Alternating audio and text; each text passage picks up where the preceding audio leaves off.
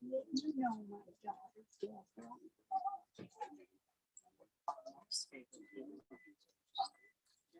Right here. So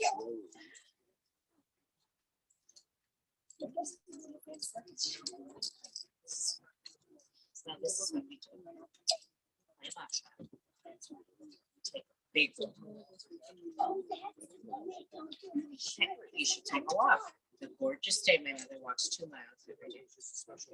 And then my mother, Ellie, yes, walks 2 miles a day. And then Okay, can I get Deborah invited? wines and I'm very so nice to see you. What a pleasure. I know. I used to play in your backyard with my brother, Michael, and my baby and my baby sister. Just go over, climb the fence, and play.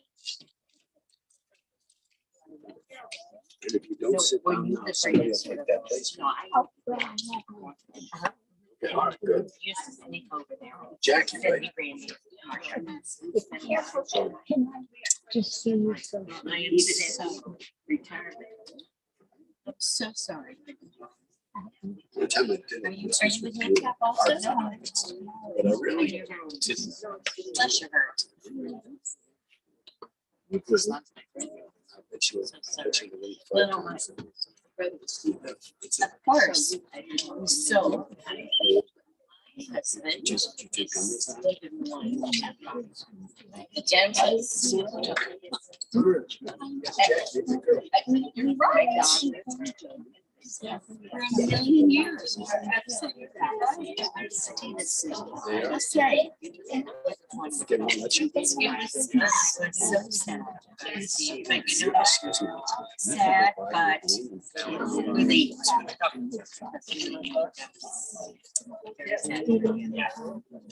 Well,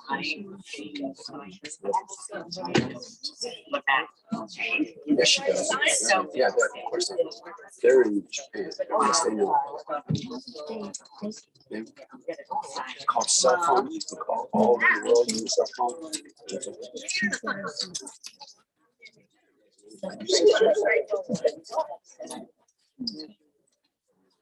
My older sister, the one who bosses you around. Mom, did you sign the book?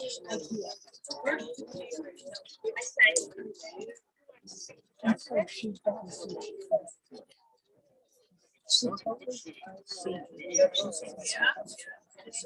No, she read it 2 days before she died. Who?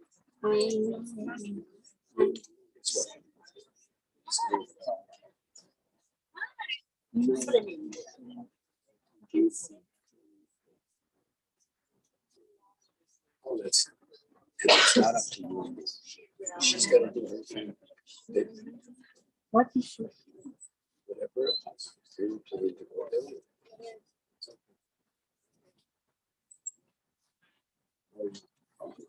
Nice to see you. Sorry, it's under these circumstances. Yes, of course. How are you?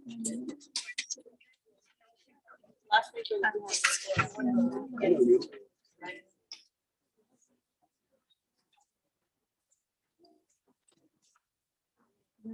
Or you can sit there and win. Yeah. No, there's sun in here. Yeah. Whatever. Okay. Mary, yeah, I just, I'm sick. But here.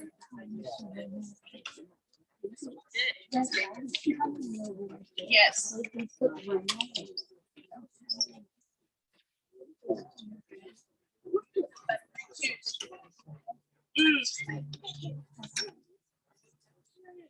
You got your mask, right? You know what it's been. Oh,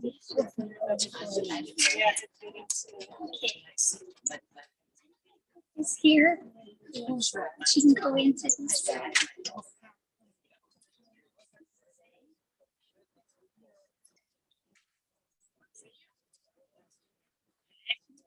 Yes.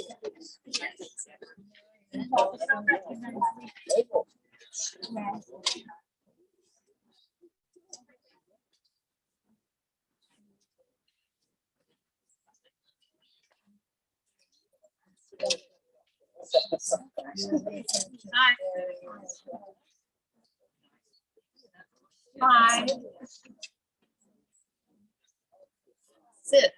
Well, you can't.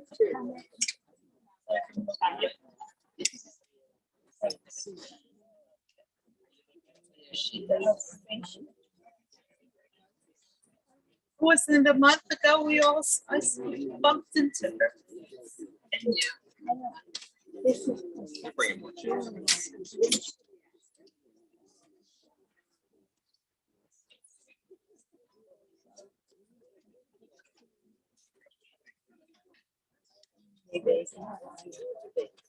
Well, no.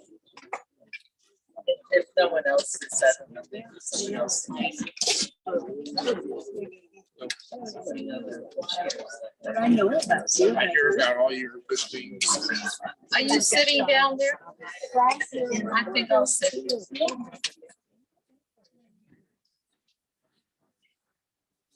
Okay, nice.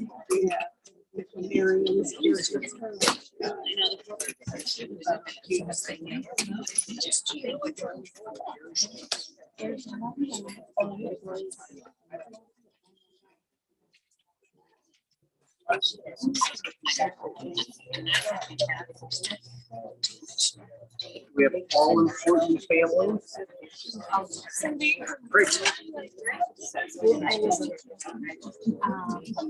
So I think most people are gonna see.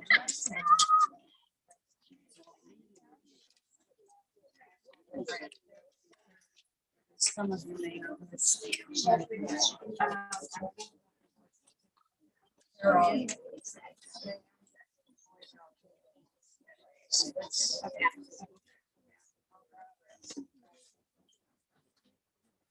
Who is front row behind Scott? Watch your step. Aren't you sitting? No, no, you. Oh, yeah. Not me. But I'll go right there. No,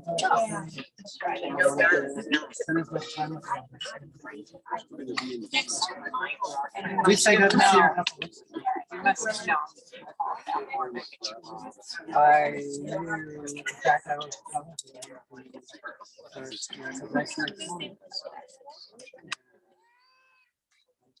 did it get to you? Understand was gonna move just that much because by the time. Yeah, I got it.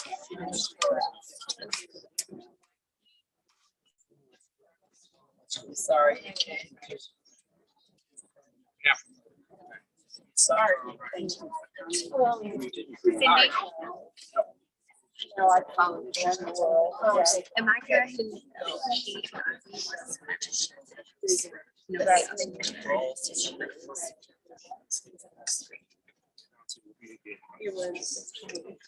Ladies and gentlemen, we are upon service time. If I can remind everyone to please turn off your cell phones.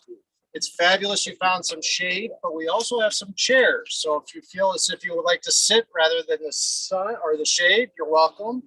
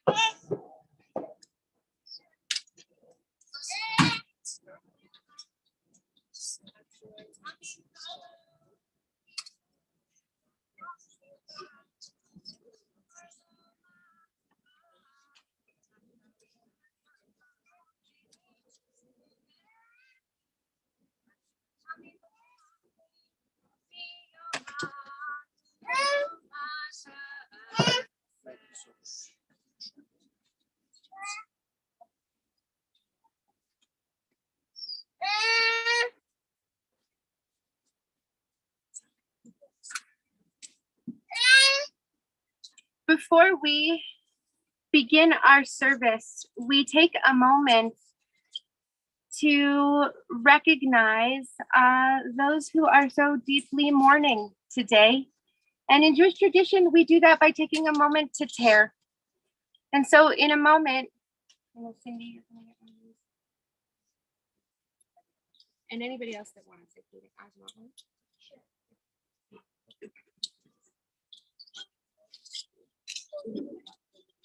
So those who are in a moment of mourning often will, in ancient times, tear their clothing. And we rend our clothing because when we are so deeply mourning, we're physical people and it hurts. And sometimes it feels a little bit better if we tear something.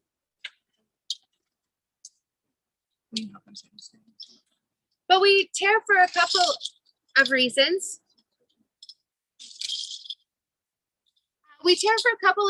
Number one, because we are physical people and because it helps us in this moment to give some shape to that mourning. We also tear because this is a tear and a rip in the fabric of your family.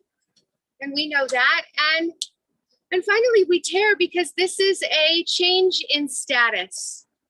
And especially for Cindy, especially for those who have been involved in taking care of Lois, and especially in the last couple of years, we know that work has been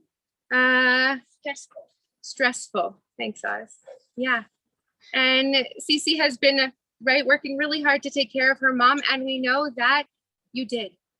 And when we tear, it changes your status from somebody who has to worry about all of those details of her life and of the last couple of days. And now we get to take care of you while you mourn. And so you tear to acknowledge that. And so I'm going to have you repeat these words after me. And in between the two phrases that we're going to say, we'll give that ribbon just a little tear. So we're going to say Adonai Natan, Adonai Natan, Adonai Lakach, Adonai Lakach, Yehi Shem, Yehi Shem, Adonai Mevorach. Adonai Mevorach. For hearts that are torn, we perform this act of kriya, of tearing. So go ahead, and if you're wearing a ribbon, just give it a little rip. And then we say Baruch, Baruch, Dayan, Dayan, Ha'emet. Ha'emet. Praise are you, Adonai, judge of truth.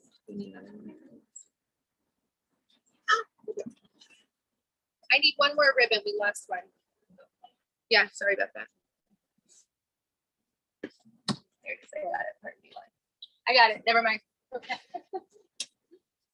And with that, we begin our service. I am Rabbi Emily Hyatt. This is Rabbi Steve Foster, and it is our very sad honor to be with you on this day as we do the very hard work of saying goodbye to Lois and Rich, who lived for a very long time and who had a very beautiful life, though we know that the last few years, much of her life, she was, many of her days, the last few years, she was really missing Sherman. And so we hope that as we take this moment today, they are reunited. We have three parts of a Jewish funeral. The first thing that we do is prepare ourselves for the hard work of saying goodbye. The second thing we do is to tell the story of a life that we cannot tell until we know how and when it ends. And the third thing that we do is to say goodbye to Lois's physical presence here with us. We know that we don't say goodbye to her memory or to her love, but just to her body. And so we begin by preparing ourselves because it is not easy. And so I want to share with you a poem by Merritt Malloy called Give Me Away. And I know especially for Lois's grandchildren, for her great-grandchildren, that she was really important and had a lot of love, so much love for you. So this poem is called Give Me Away. When I die, give what's left of me away to children and to loved ones and old men. And if you need to cry, it's okay, but cry for your neighbor walking the street beside you. And when you need me, put your arms around anyone and give them what you need to give me.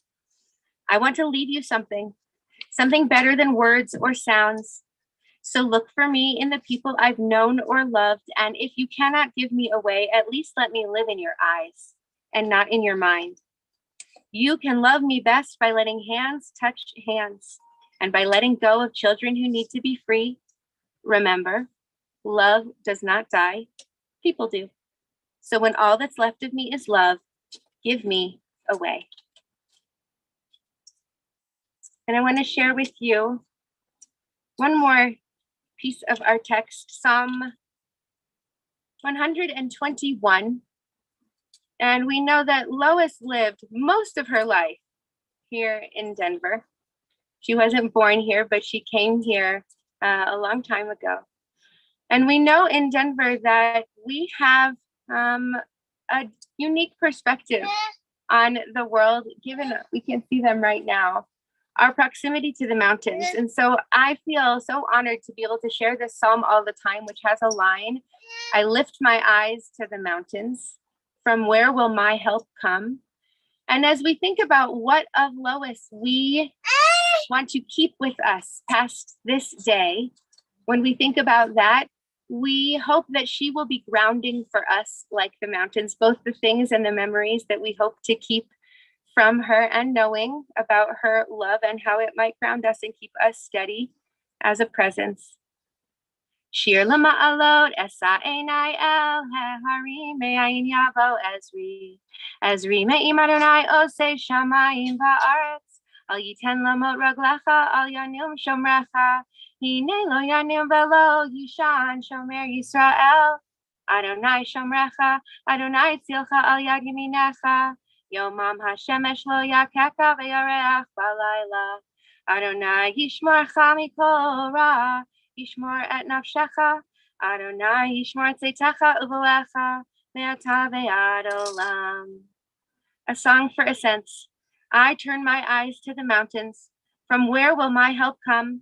My help comes from Adonai, maker of heaven and earth. God will not let your foot give way. Your guardian will not slumber. See, the guardian of Israel neither slumbers nor sleeps. God is your guardian, your protection at your right hand. By day, the sun will not strike you, nor the moon by night.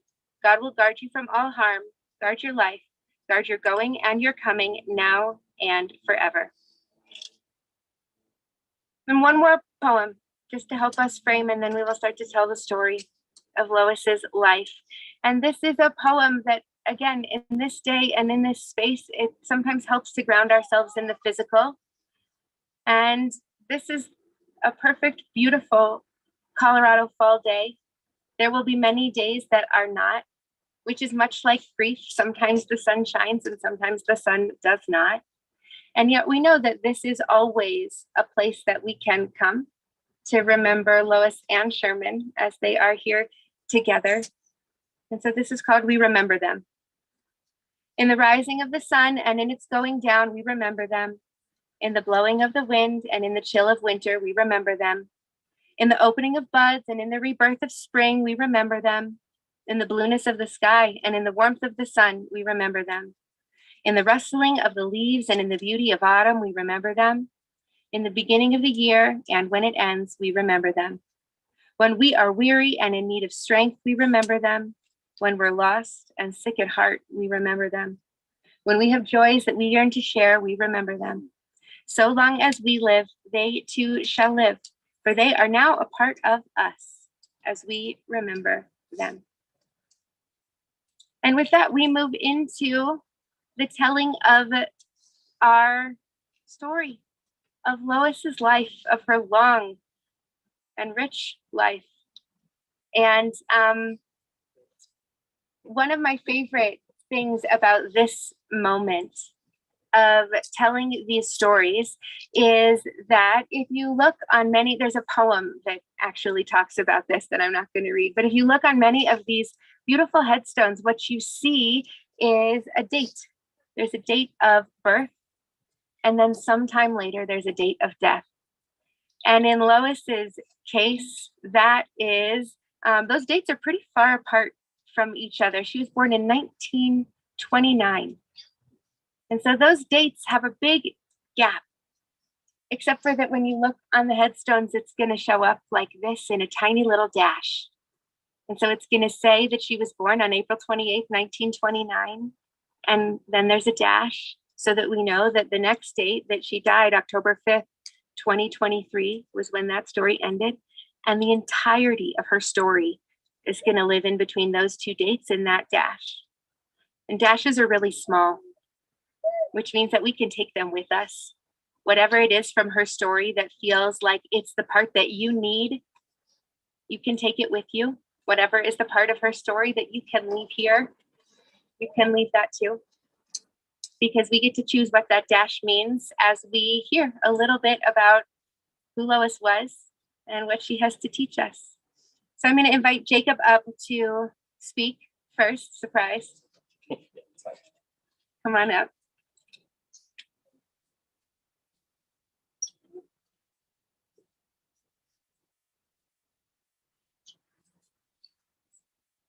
I'm going to be sharing a few sentiments from my sister and my parents who couldn't be here, and I'll share a little bit of my own afterwards.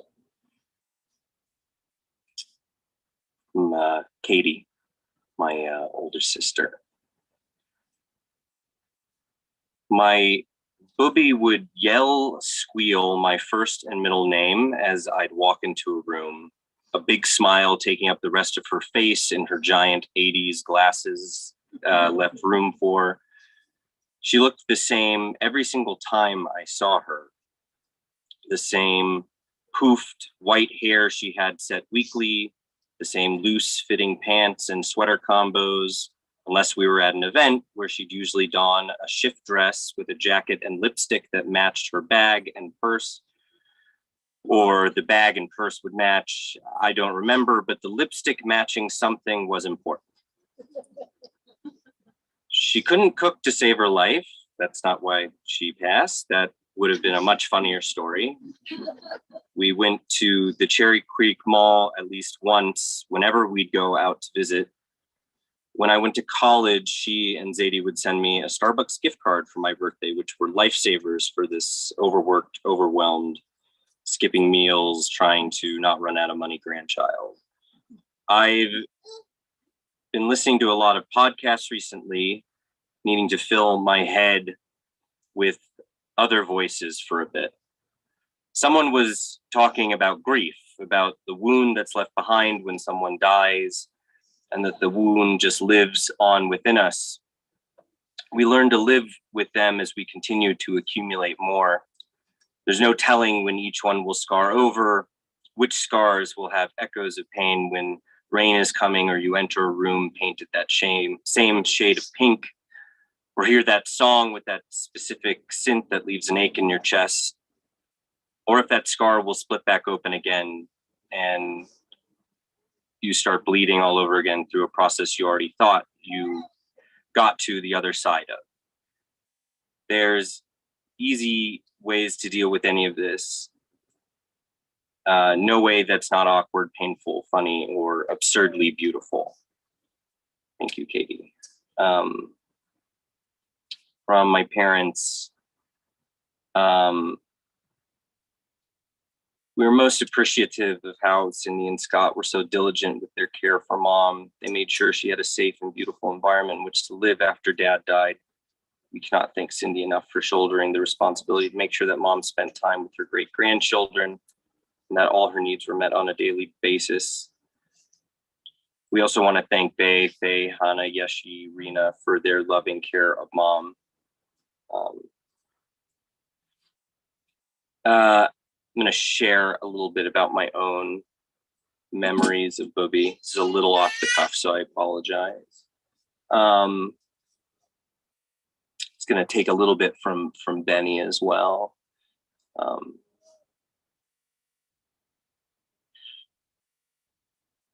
Booby was a constant.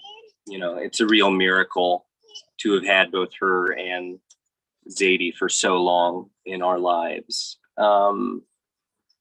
And I agree with my sister's sentiment that so little about them changed forever. I mean, really, they were a real constant. There are just things that, you know, I remember so clearly just down the street whenever we'd come to visit and stay on Virginia Avenue, the house that was pristine and perfect, that the specific smells of the potpourri and the wood and the wallpaper and the fixtures that were all exactly where they were meant to be. That was Booby. Benny specifically remembers just these big, wet lipstick kisses that leave a mark, a constant reminder of the love and affection that she had for us, for all of her grandchildren. You know, I have memories of her coming and them taking care of us when my parents were out of town. Every time we came to visit, there'd be a bowl of cinnamon apples, which was the only place that I ever had cinnamon apples, was at their house. I don't know.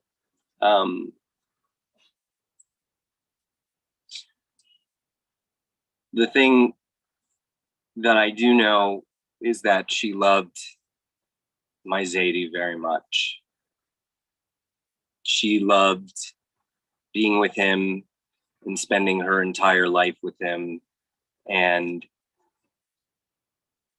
the life that they built together. So while I know it was so hard for her to not have him, I do know that she is very thankful to be with him again. When we drove, my wife and I drove to Tucson to spend a little bit of time with COVID and my parents. We got to stop by on our way from New York, and got to ask them a lot of questions, and actually got to ask them about their first date, about the car that Zadie showed up in, about the green corduroy shirt that he was wearing. And we asked Booby, Maggie asked Booby, you know, oh, what do you think of the corduroy shirt? And she said, I didn't really think about it because it didn't matter. She didn't really like it, but it was the guy in the shirt that she fell in love with. So Booby, while you'll be missed by all of us, we know how happy you are at this moment to be reunited with Zadie, and the relief that I think brings to each and every single one of us.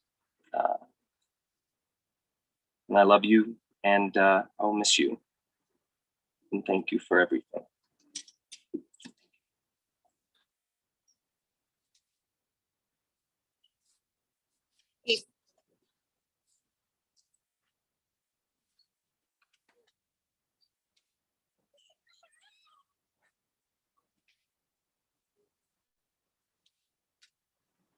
Jake, they told us not to have some overlap. We're gonna have some overlap.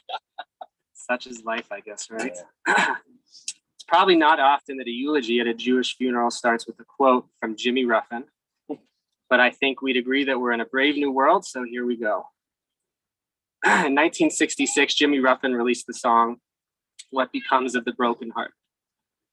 In the chorus of the song, Ruffin says, and feel free to sing along in your minds, "What becomes of the brokenhearted who have loved that's now departed?" He continues, "I know I've got to find some kind of peace of mind." It's a compelling question and it's a strong directive. For me, this question first came to mind in October 29th of 2022, which was the day Rachel and I saw the Broadway musical Ain't Too Proud at the DCPA. Zadie had died 9 months earlier. And although I'd heard that song many times before, that time I thought of Booby.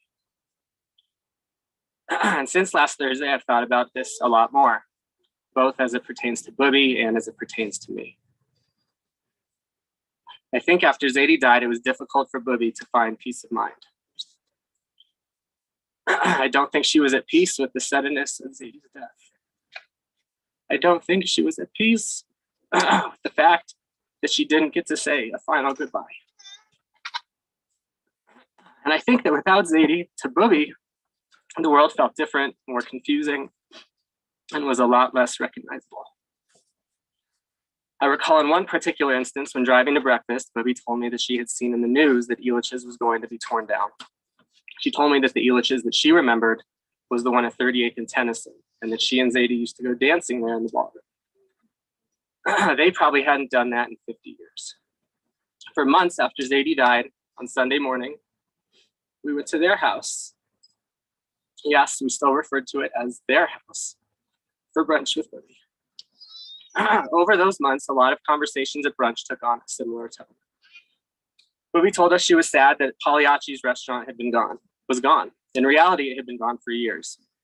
But she and Zadie had gone on many dates there, and she lamented that no one in Denver had minestrone soup like Pagliacci's. Booby recalled that when she first met Zadie, they'd been on a blind date, and that he showed up wearing the green corduroy shirt. She laughed and told us just how silly he looked. Booby told us that she didn't like going downtown anymore, and that she hadn't for years, except on occasion to go to the DCPA. Booby told us that when she was younger, almost every week, she got dressed up and went downtown with Nana for lunch and tea at the Denver dry goods store. But the Denver dry goods store was long gone and had been replaced with souvenir shops along the 16th Street Mall. After Zadie died, no matter how familiar something had been before, she would say that this just wasn't her world. But do you know what was her world? Jake, again, beat me to the punch. Her world was 7100 East Virginia Avenue. And she leaned into that world hard. She was literally the creator of that world. Prior to 1962, 7100 East Virginia Avenue was a vacant lot. And actually at that time, the address was 509 South Poplar Way. And it wasn't until she and Zadie decided in which direction to orient their new house that the address was changed to 7100 East Virginia Avenue. But that year, 1962, Booby and Zadie bought the lot and built the house. And as Booby would proudly tell you, it was the first 2-story house in Winston Downs. From there, they set out to build a beautiful home and a beautiful life. And they succeeded. Salmon wallpaper, teal bathroom, wood paneling, shag carpeting, and all. And for some 60 years, 7100 East Virginia Avenue was the epicenter of life. Ozzy and Bodie ate meals at the same tables and in the same rooms as their great-grandparents, Nana and Papa, had done decades and decades earlier. The bedrooms that my mom, Aunt Marcia, and Uncle Randy slept in when they were growing up were the same bedrooms that Zach, Jer, and I slept in when we went over for sleepovers when we were growing up. My grandparents, my parents, and my aunts and uncles sat and played games and read books to us as kids in the same spot in the family room that Rachel and I sat and played games and read books to our kids. In total, 5 generations of Menikoffs, Gelmans, Riches, and Lockheims made memories, shared stories, and spent time together in that house. The outside of the house was immaculate. The front bushes were trimmed, and due to Booby's love of gardening, the backyard was absolutely gorgeous. It was covered in vibrant and colorful flowers and plants of all types. But the magic of 7100 East Virginia Avenue was inside, where Booby and Zadie brought life and paid homage to generations of our family. They framed and hung up Nana and Papa's marriage certificate from Hamilton County, Ohio from 1926. Same with Papa's pharmacy license from Ohio in 1947 and Colorado in 1950, and Zadie's pharmacy license from 1953. There were numerous family photographs in every room of the house from every generation. But it was not just these 5 generations of our family, from Nana and Papa down through Shai, that came to life in their house. The basement was lined with photographs and portraits of family members from older generations. And those generations of our family didn't just exist in photographs. In their home, Booby honored these people and gave their lives and their memories ongoing meaning. In the living room, Booby proudly displayed a pocket watch that was owned and had been worn by Grandpa Schlosser, who was Booby's great-grandfather. Booby also displayed a standing flower pot, pottery, and glassware that belonged to her great-grandparents. And Booby had and then later gave to my mom Army paperwork and medals from Booby's grandfather, Leonard Greenberg, who fought with the Kentucky Volunteers during the Spanish-American War. And as an aside, that was who Booby was named for. The furniture in my mom's old bedroom was Nana and Papa's furniture. But it wasn't just her memories of those earlier generations, and it wasn't the various mementos of the house that made 7100 East Virginia Avenue a special place. I think that Booby loved that house so much because it reminded her of what she was most proud of in her life. The time she spent with Zadie as a wife and as a mother, raising her family. She may not have always expressed it, but I think if asked, she would tell you that this was her greatest accomplishment. And the reason I say that is because when it eventually came time to clean out the house, we found boxes and boxes of these memories. In the attic, we found boxes of old elementary, middle, and high school papers from my mom, Aunt Marcia, and Uncle Randy. We found old BBYO photographs, letters, and speeches. We found event programs from Temple Emmanuel confirmations, elementary school plays, and George Washington High School and University of Colorado graduations. We found an old tricycle and an old wooden sled. And at a brunch at the house last year, I remember that Booby looked out the kitchen window onto the backyard patio and said, to no one in particular, that she remembered looking out that window and watching Randy ride his tricycle up and down the patio. I think that was the tricycle hidden away in the attic. In the basement, we found boxes of old birthday and anniversary cards, many dating back to the late 50s and early 60s. I'm sure that once we go through them all, we will find cards from every year up to this year. Upstairs in one of the closets, we found folders and folders full of vacation itineraries, receipts, and photographs. To me, this sounds like a wife and a mother who was deeply in love with her family, who cherished her time with her family, who was proud of her family and their accomplishments, and who wanted to remember everything about her family. And she showed that same love for the generations that came after as well. Of special significance to me, when we were cleaning out the house, we found a scrapbook that had my childhood birthday invitations, letters from Schwader Camp I had sent to her, invitations to BBYO conventions, thank you notes I had written, and programs from college graduations, and every piece of paper associated with our wedding. And she had photo albums of the great-grandkids. And when we didn't get one made for Bodie to give to her at Hanukkah, the year he turned 1, as we had done for Ozzy, she bugged Rachel about it weekly until we had the photo album made, delivered, and placed on her family room table. I also specifically recall that in their bedroom, Booby and Zadie had a framed portrait of each of their grandchildren hanging on the wall. And those are her memories. They were photographs of happy times, of family heirlooms, and of past and present generations. I think this all reminded her of where she came from and of the family and the life that she and Zadie had created together. And we all associated the house with both of them as well. One Sunday for brunch, Lizzie and Chris were in town. And when we were standing outside, Lizzie told me that she thought it felt weird to be there without Zadie. And she was right. It did feel weird to be there without Zadie. We were all, Booby included, clinging to the memories we had of that being Booby and Zadie's house. So when the time finally came that she could no longer safely live in the house, I think leaving the house to Booby felt like she was leaving her life behind, that she was leaving her memories behind, and that she was leaving Zadie behind. And even though deep down she knew that she had to leave 7100 East Virginia Avenue, I don't think she was ever at peace with that. And if I'm being honest, I don't think Booby ever truly found her peace of mind. That is until this past Thursday morning. But even still, I think it's complicated. I truly believe that to the end, Booby was torn. I don't think she wanted to die and leave any of us. Heck, she asked for real food, to her a salami sandwich early Thursday morning. I think she wanted to be here and to see her great grandkids grow up. I think she wanted to continue to get to know them and be with them, and obviously to eat McDonald's burgers and drink milkshakes with them. Oh, I think she wanted to see the law firm continue to grow. She loved that my dad and I worked together, the same as Papa and Zadie had worked together at the pharmacy. She told me that on many occasions. She was kind to her grandkids and her great grandkids to the very end. The last meaningful conversation I had with her was to thank her for a gift card to Bill Sports Collectibles for my birthday. She said, "You're welcome. I know they have a lot of Broncos stuff and baseball cards there that you like."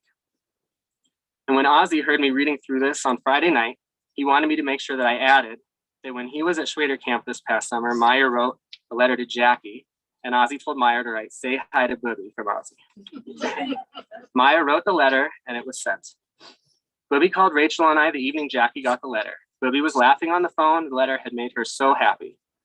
Rachel and I agreed that it was the happiest we had heard her in a long time. But in the end, Booby was ready to go. Booby was ready to go be with Zadie to wherever and whatever 7100 East Virginia Avenue is after you die. And based on what my mom has told me that Booby said to her in Booby's final days with us, Booby was at peace with that decision.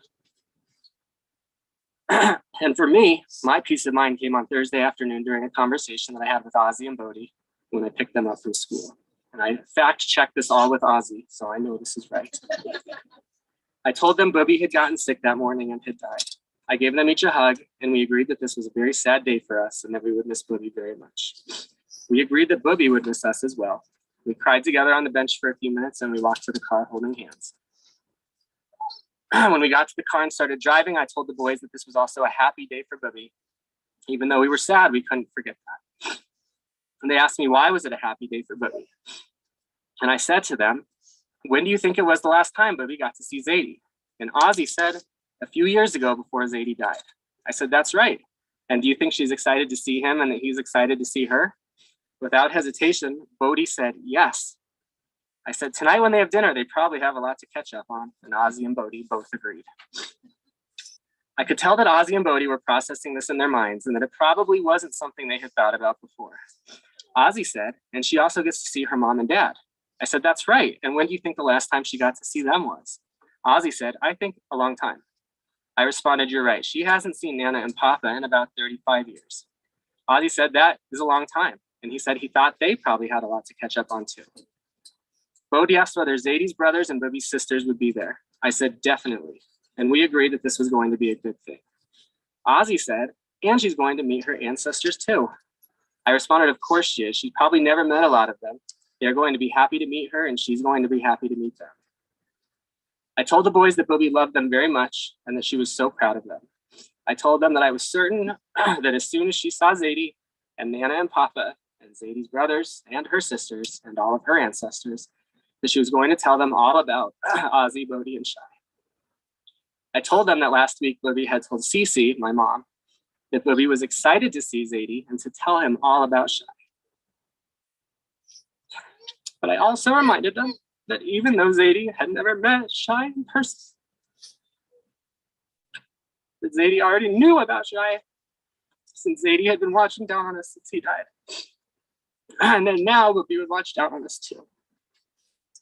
I could feel the emotions in the car shift. Being 7 and 5 years old is simple, but it is also really complicated. Those are hard emotions to process. But I think Ozzy and Bodie realized that it was okay to feel sad for their loss, but to also be happy for Booby, and for that matter, that they were also happy for Zadie, and for Nana and Papa, and for Zadie's brothers, and for Booby's sisters, and for their ancestors. On Friday morning, I asked Ozzy and Bodie what they thought that Booby and Zadie were going to have together for breakfast that morning. They both smiled. Ozzy yelled, pizza. And Bodie yelled, bacon. I said yes to both and probably coffee too. I gave them each a hug and a kiss. So what becomes of the brokenhearted who have love that's now departed? What became of Booby after Zadie died?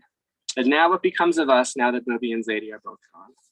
I am certain that Booby has found her peace of mind. And for me, beginning on Thursday afternoon, and thanks to Ozzy and Bodhi and their understanding of life and family, I have found my peace of mind. And goodbye, Bubby. Well, at least goodbye for now. I love you and I miss you, and thank you for everything. I'm so glad that you finally made it back to be with Zadie, and with Nana and Papa.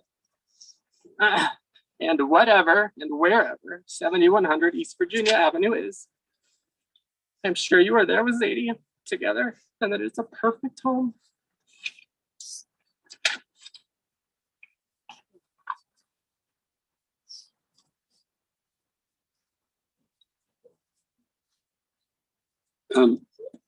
Before I start, there are still a few empty chairs. And I know that some of you would be better off sitting now. I'm telling you, Label, you guys go sit down. It will do me good. Because I'm going to talk longer than Gabe. I've known her longer. I'm just joking. There is and knowing Lois as I did for so long, she would be here telling me there's a right way of doing this service and a wrong way. And one of the right ways of doing this service is to do the 23rd Psalm. So I want to say just a word. I just want to say a word about the 23rd Psalm. Then I'll read it. And those of you who know parts of it in English, please feel free to join me. Why is this used at a time like this? And I don't know of a Jewish funeral where the 23rd Psalm is not invoked. And I think that part of the reason lies with one of my professors who said to me, said to my class at the time, a long time ago, that when it says, yea, though I walk through the valley of the shadow of death, most of us don't realize what King David had in mind. And what he had in mind was you have to go through that valley of the shadow of death. As difficult as it might be, and as difficult as it was for Lois to get through that valley of Sherman's death. We have to walk through it. We can't get stuck in the middle of it. So I'll read it in Hebrew, and those of you who want to share parts in English, whatever you know, please feel free to do so. Adonai roi lo exor benotesha yarbitzeni al me menuchotin haleni. Nashi yeshoved yancheni b'magle tzedek l'man shemo. Gam ki elech b'geit samavet lo ira ra ki ata imadi. Shivtecha mishantecha hema yenachamoni. Ta'aroch lefanai shel keneged sorarai. Yishanta v'shemen roshi kosi ravaya ach tov v'chesed. Yirdefuni kol yamei chayai v'shavti b'beit Adonai la'orech yami. But the Lord is my shepherd, I shall not want. He maketh me to lie down in green pastures. He leadeth me beside the still waters. He restoreth my soul. He guideth me in straight paths for his name's sake.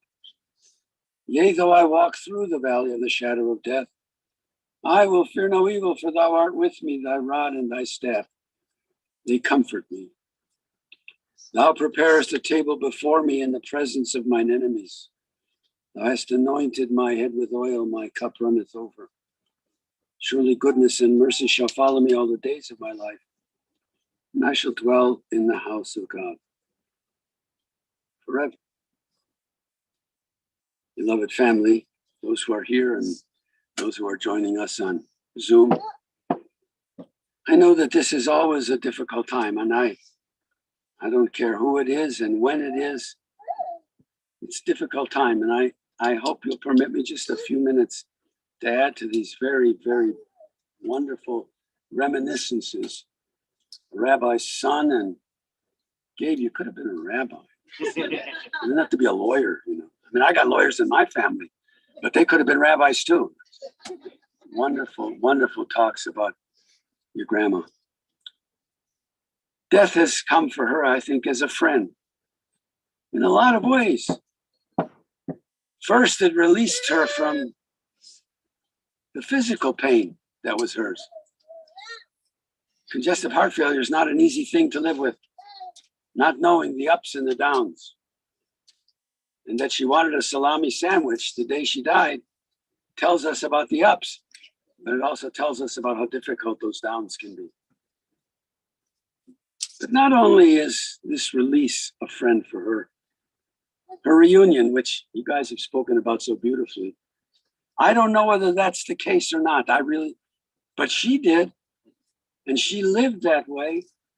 And for her, her beloved Shermy and her parents and others in that family, they're not gone forever. For her, it was a very real thing. And so death has come as a friend to her. Our task here is to rob death of its ultimate victory by living life as long as it is ours to live as best as we can. To sort of follow the way in which she tried to live life as best she could. And in her highest moments, there are ways in which each of us, not just family, not just children and grandchildren and great-grandchildren, but all of us can learn something about a good way to live life, because life is still sacred for all of us. We can learn about our purpose, and we can learn as comforters. We can learn as grievers.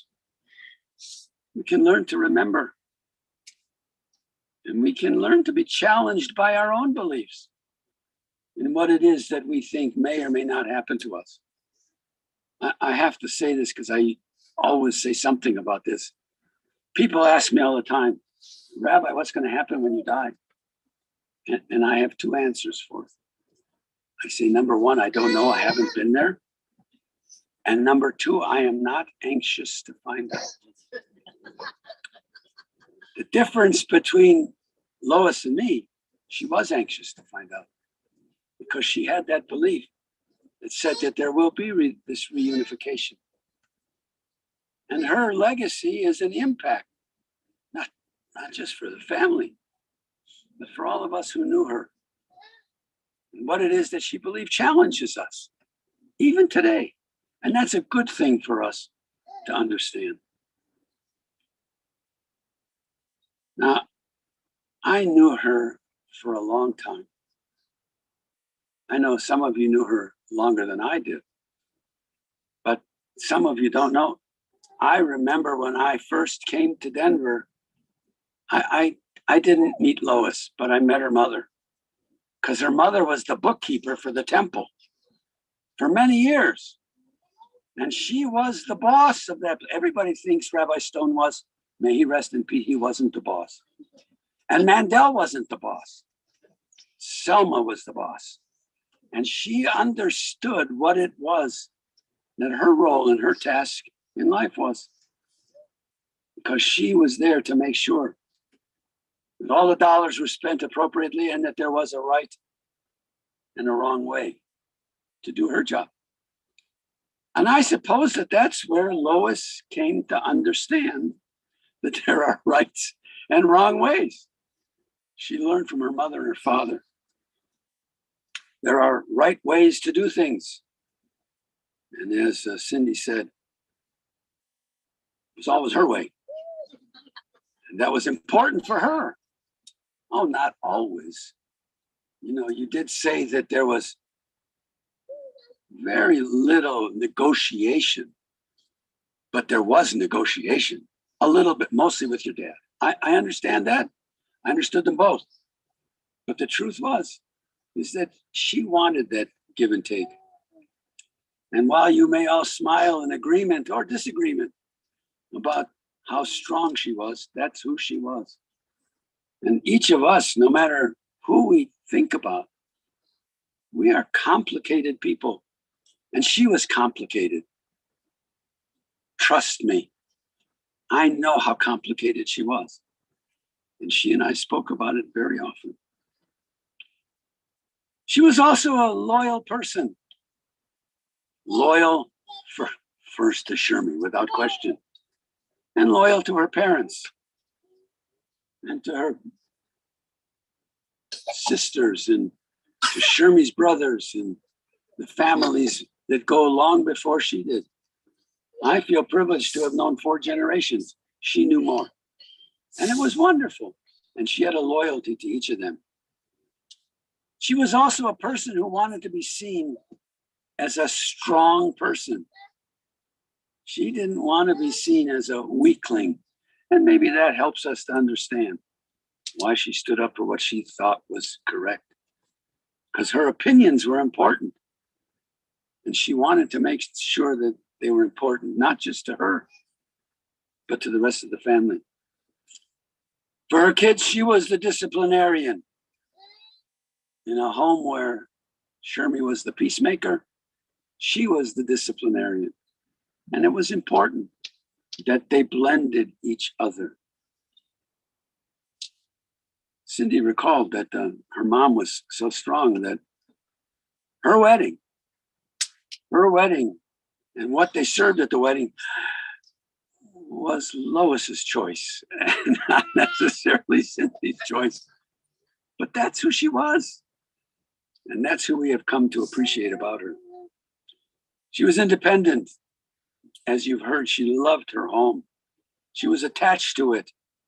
And you said it was coral. They said it was salmon. I don't know whether it was coral decor or salmon decor, but it was her color.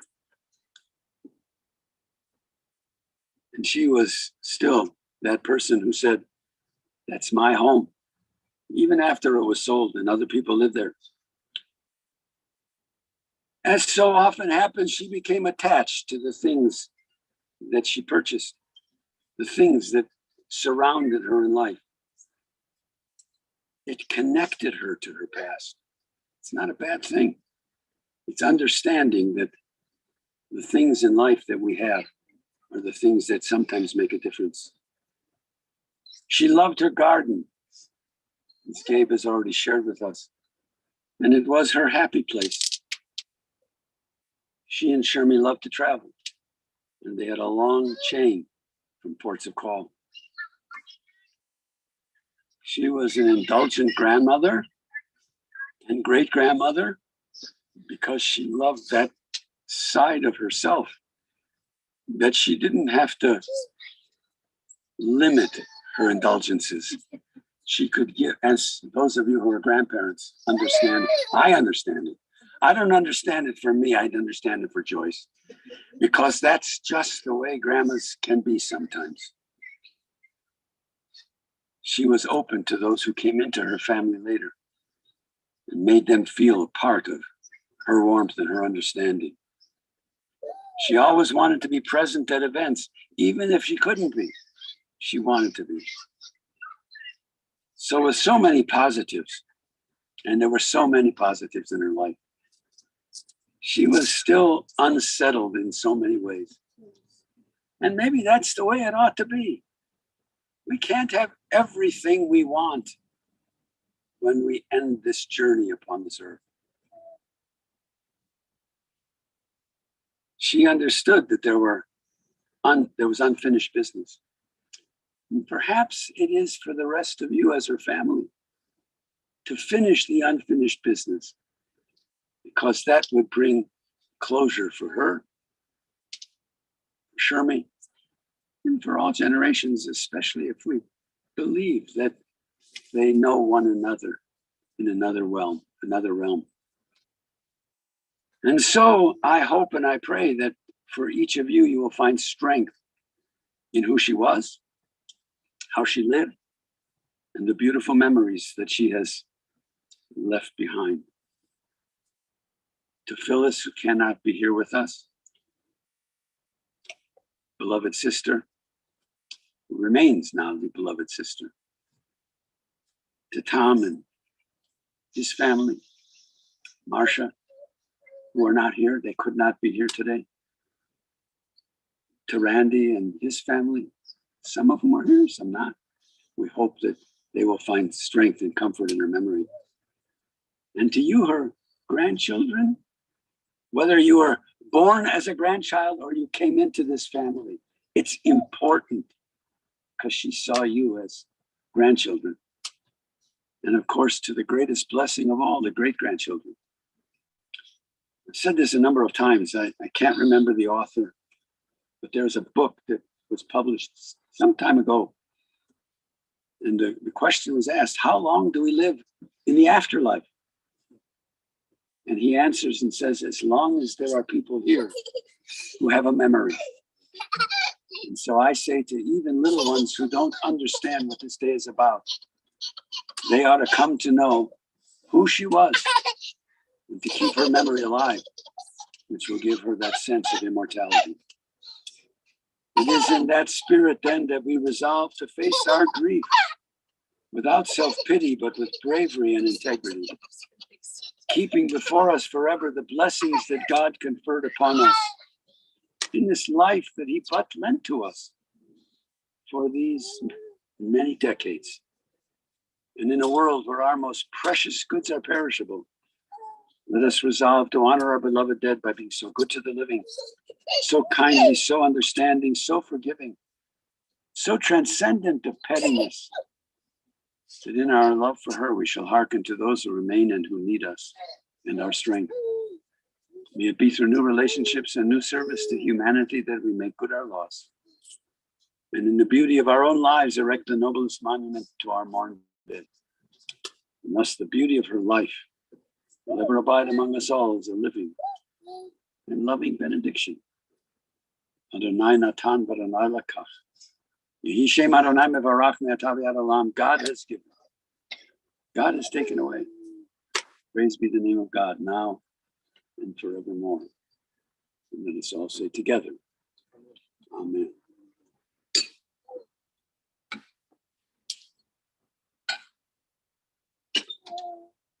Birth is a beginning and death is a destination. But life itself is a journey of going, of growing from stage to stage. From childhood to maturity and from youth to age. From innocence to awareness and from ignorance to knowing. From foolishness to discretion and then perhaps to wisdom. From weakness to strength or from strength to weakness. And often back again.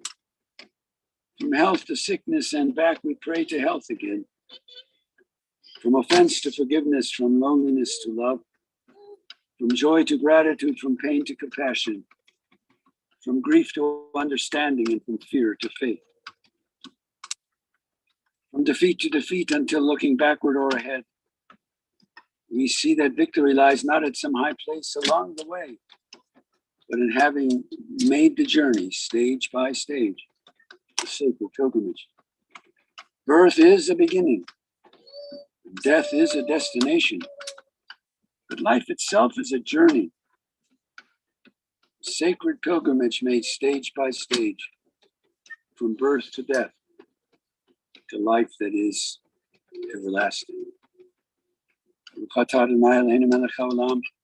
Asher yatzar etchem b'tzomo v'zanchu kil etchem b'tuvo v'imit etchem b'din v'natapatu etchem chai olam baruch atah Adonai dayan ha'emet. We praise you, Adonai, our God, ruler of the universe, who forms us in the divine image, who nourishes and sustains us in your goodness, causing all of us to die, implanting immortal life within us. We praise you, O God, the judge of truth. Eternal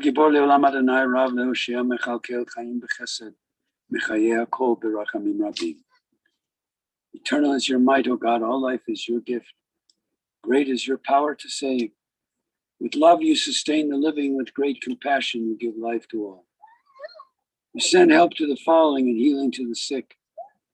You bring freedom to the captive and keep faith with those who sleep in the dust.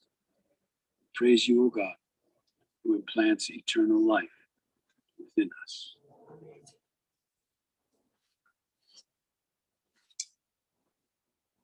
Before we say our concluding prayers, we think about all of those words, those beautiful words of eulogy and of Lois's story. And now we have to say goodbye. And one of the ways that we do that in our tradition is by each of us, as we feel comfortable or as we are physically able, helping quite literally to make sure that she is at rest and at peace in this place. And so our custom is first immediate family, and then if anybody else wants to participate sort of out from there, to put just a little bit of earth into the grave. One, especially in a moment like this, one of the ways that I have always understood this is that it's a little bit like tucking someone into bed. And for a great grandma who has probably in her day tucked a lot of babies into bed, made sure that they are safe and cozy and warm, we get to give that back to her today to make sure that she is safe in this place where she will rest. My guess is that being next to Sherman is pretty much all she needed, but we're going to do our due diligence and our duty and make sure. And so that's a way that we think about helping to fill up her grave to make sure that this is the place that is going to be her place. And so Cindy and Scott, I'm going to invite you guys to start if you want to. Nobody is obligated by any stretch. Yeah, totally. So you take a little earth, to take one of your flowers. We'll take a moment while those who want to participate.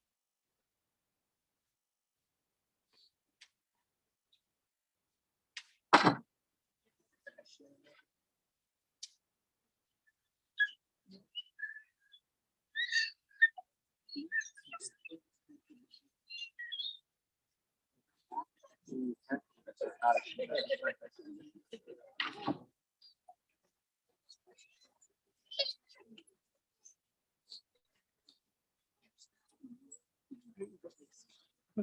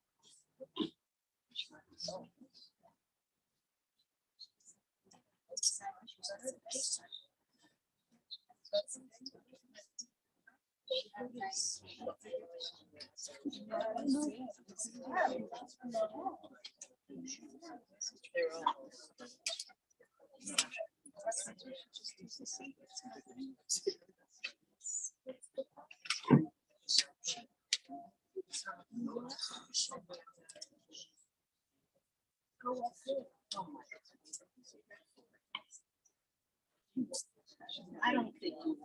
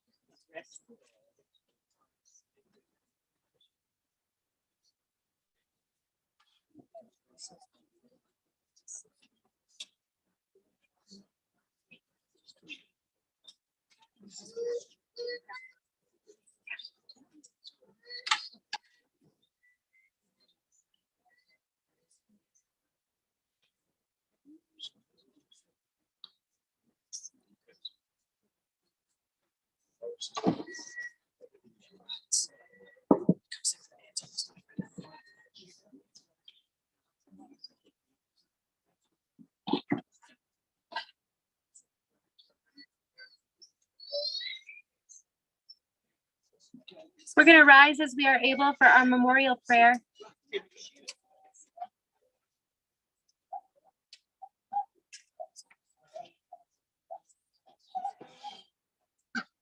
El Male Rachamim Shochen Pamramim Hamsei Menucha Nechona Tachat Kanfei Hashchina Im Kedoshim Utehorim Kazohar Harakia Mazhirim Et nishmat Leah bat Yehoshua v'Sara, shahalacha le'olama, ba'ala rachamim yasdireha, v'seter knafav le'olamim, b'tzror chaim et nishmata, Adonai hu nachalata, v'tanoach v'shalom, al mishkava v'nomar, Amen.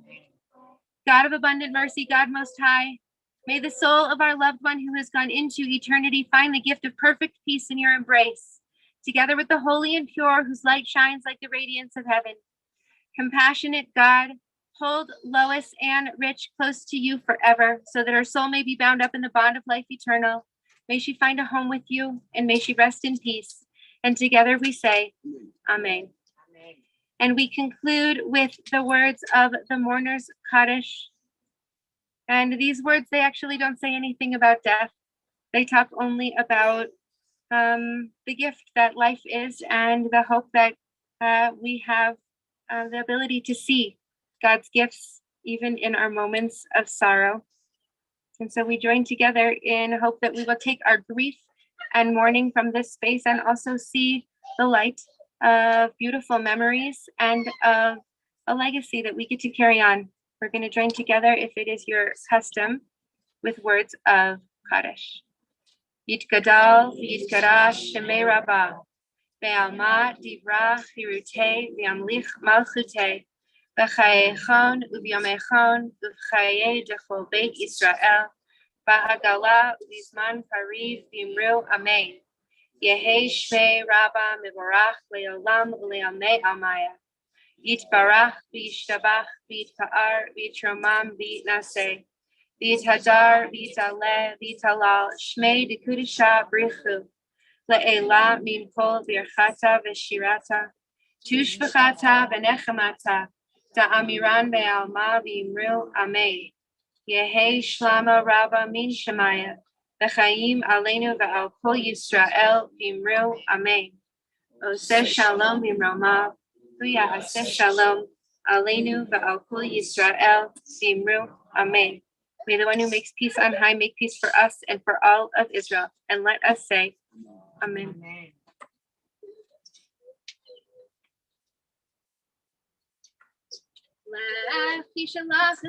Adonai. Go your way, for God has called you. Go your way, and may God be with you.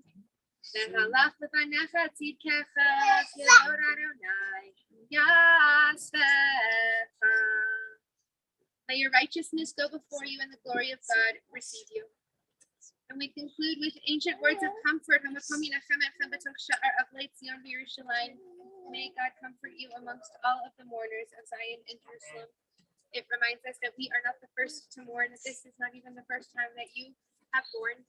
And yet we know that you have community around you, people who love you, and will carry this memory forward as you walk from this place on this day.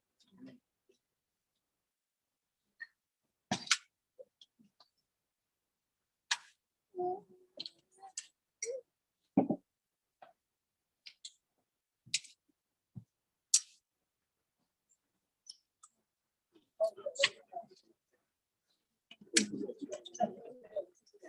On behalf of the family, just so that you know,